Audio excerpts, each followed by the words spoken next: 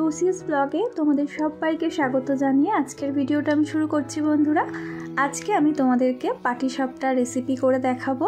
তো তার জন্য যেটা করেছি সেটা হচ্ছে কড়াইতে খানিকটা দুধ নিয়ে দুধটা গরম করতে বসিয়েছিলাম। আর দুধটা যখন অল্প গরম হয়ে গেছে তখন আমি ওর মধ্যে খোয়া ক্ষীর কিছুটা ভেঙে মিশিয়ে দিলাম ভালো করে। আর দেখো, নাড়াচাড়া করে নিলাম। এবারে আমি এর মধ্যে আগে থেকে কুড়িয়ে রাখা নারকেল দিয়ে দিচ্ছি। নারকেলটা একটা নারকেল ছিল, এটা যতগুলো পাটিসাপটা বানাবে সেই অনুযায়ী একটা কি দুটো নারকেল পরিমাণ তোমাদের বুঝে নিতে হবে।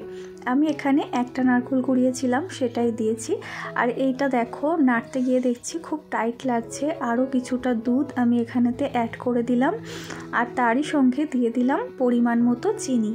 চিনিটাও তোমরা তোমাদের স্বাদ অনুযায়ী দেবে। যদি কেউ মিষ্টি বেশি পছন্দ করো তাহলে চিনির পরিমাণটা বেশি দেবে, আর যারা মিষ্টি বেশি পছন্দ করো না তারা কম করে দিও। তো সব কিছু খুব ভালো করে এইভাবে একসাথে নাড়তে থাকবো। আর এই পুরটা কিন্তু আমাকে ধিমে আঁচে করতে হবে, অর্থাৎ গ্যাসটা একদম কমিয়ে রেখেছি আঁচটা, না হলে কিন্তু এটা পুড়ে যাবে, নিচে থেকে পাকটা তৈরি হবে না। দেখো, এইভাবে পাকটা বানাতে বানাতে কালারটাও চেঞ্জ হয়ে গেছে। নারকেল আর খোয়া ক্ষীর আর দুধ দিয়ে আমি পাটিসাপটার পুরটা বানিয়ে নিলাম। পুরটা তৈরি হয়ে গেছে। এখন আমি পুরটা একটা থালার মধ্যে ঢেলে ঠান্ডা করতে দেব, কারণ পুরটা ঠান্ডা না হলে গরম অবস্থায় যদি আমি করি পাটিসাপটার মধ্যে দিই তাহলে কিন্তু সেটা ভালো হবে না। এখন আমি পাটিসাপটার গোলাটা বানিয়ে নেব। তার জন্য যে কোনো একটা নির্দিষ্ট মাপের বাটি করে, এই দেখো আমি 2 বাটি ময়দা নিলাম। আর ওই একই বাটির প্রায় 1.25 বাটি চালের গুঁড়ো দিলাম। কারণ চালের গুঁড়ো আর ময়দা যদি সমান সমান দিই বা একটু পরিমাণটা বেশি হয়ে যায় তাহলে কিন্তু এই রুটিগুলো ঠিকমতো হবে না, ছিঁড়ে ছিঁড়ে যাবে। সেই জন্য চালের গুঁড়োটা পরিমাণ মতোই দিতে হবে।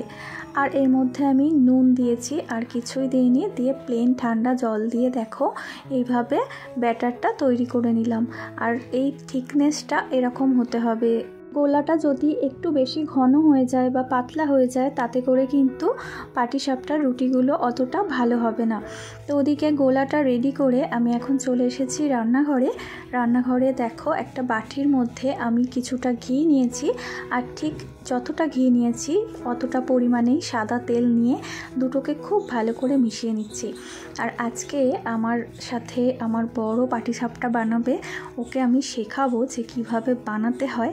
ওকে একটু একটু করে আমি বলছি যে রান্নাটা শেখো, কারণ আমাদের মতন যারা একা গৃহবধূ, হঠাৎ করে যদি আমরা অসুস্থ হই তাহলে আমাদের পুরো সংসারটাই অচল হয়ে যায়। সেই জন্য বাড়ির মহিলাদের সাথে সাথে পুরুষ মানুষদেরও বেসিক কিছু কাজ শিখে রাখা দরকার বলে আমার অন্তত মনে হয়। এতে করে একটা মানুষের উপরে পুরো সংসারের দায়িত্বটা বা প্রেশারটা পড়ে না। যেহেতু আমরা সবাই মানুষ, তো শরীর তো থাকলে শরীর অসুস্থ হবেই, তাই না? আর শরীর অসুস্থ হলে তখন অন্য একজন মানুষ আমাদের সংসারের হালটা ধরতে পারবে। দেখো, রুটিটা আমার বর একটা রুটি প্রথমে নষ্ট করে ফেলেছে, ঠিক করে টানতে পারিনি। তাই আমি একটা রুটি টেনে ওকে দেখিয়ে দিলাম যে কিভাবে রুটিটাকে ঘোরাতে হয়। তারপরে ও করছে, আমি পাশে দাঁড়িয়েছিলাম, আমি বলে দিচ্ছিলাম ওকে, ও সেইভাবেই করছিল। তবে 2-1টাই করেছে, ছেলেদের তো খুব বেশি ধৈর্য হয় না, যেটুকু করেছে সেটুকুই। তারপরে বাকিগুলো আমিই করেছি। ও ঠিকঠাক করে রুটিটা পারছিল না আর কি করতে, আস্তে আস্তে করতে করতে অভ্যাস হয়ে যাবে। তবে আমিও যে খুব ভালো পারি সেটাও কিন্তু না। অনেকে দেখেছি যে এই গোলাটাকে হাতা দিয়ে যে গোলাটা দেয়, দিয়ে ওই হাতাটা দিয়েই ঘুরিয়ে রুটিটা বানিয়ে ফেলে, কিন্তু আমি না পারি না। আমি চেষ্টা করেছিলাম, আমারটা হয়নি।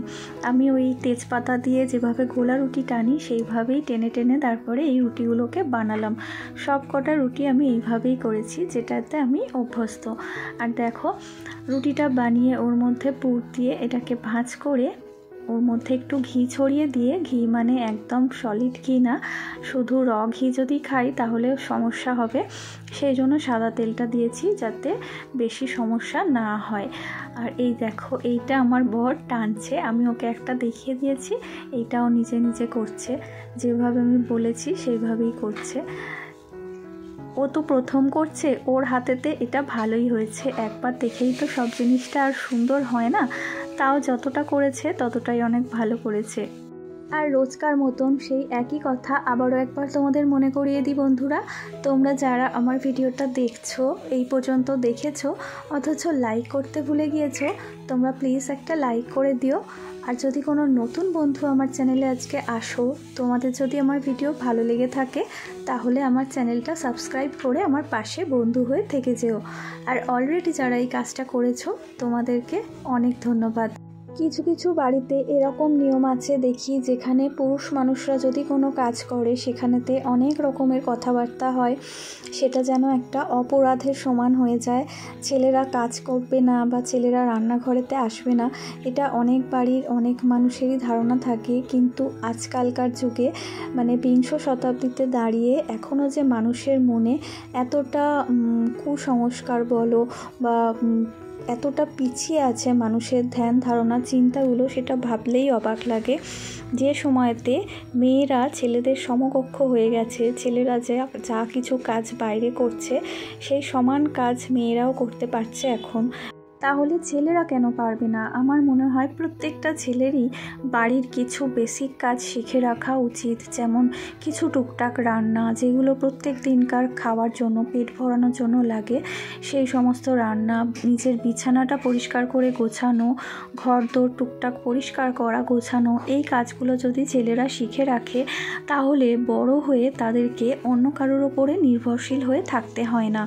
অনেক সময় এরকম দেখা যায় যে অনেক ছেলেকেই একা থাকতে হয়, বাইরে হোস্টেলে গিয়ে পড়াশোনা করতে হয় বা চাকরি সূত্রে থাকতে হয়।